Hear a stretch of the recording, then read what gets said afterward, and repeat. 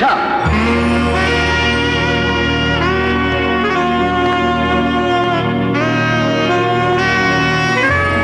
Hi రాజా. నీకు పగ ఉంటే నన్ను సాధించు, నీకు ప్రతీకారం తీర్చుకోవాలని ఉంటే నా మీద తీర్చుకో. అంతేగాని అభశుభం తెలియని రుక్మిణి జీవితాన్ని ఎందుకు నాశనం చేశావు? నాకు నీ మీదున్నది పగ కాదు, ప్రేమ. నోర్మోయ్, మళ్ళీ ఆ మాట అన్నావంటే పళ్ళు రాలగొడతాను. నువ్వు నా ప్రాణం తీసినా ఇది నిజం. నువ్వంటే నాకు ప్రేమే కాదు, పిచ్చి. నిన్ను మొదటిసారి చూసినప్పటి నుంచే నా వాణ్ణి చేసుకోవాలని ఆశపడ్డాను. దానికి ఆ రాధాబాయి అడ్డుపడుతుంటే కక్ష కట్టాను.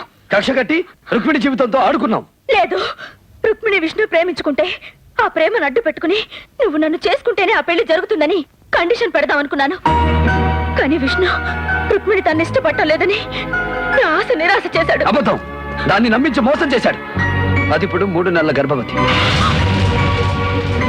ఇదేనా నువ్వు సాధించింది? ఇదేనా సాటి ఆడదానికి నువ్వు చేయవలసింది? ఇదేనా బిడ్డను కోల్పోయి కుమిలిపోతున్న ఆ కుటుంబానికి వేసే శిక్ష? రాజా, రాజా, నిజంగా రుక్మిణికి ఇలా జరుగుతుందని నాకు తెలియదు.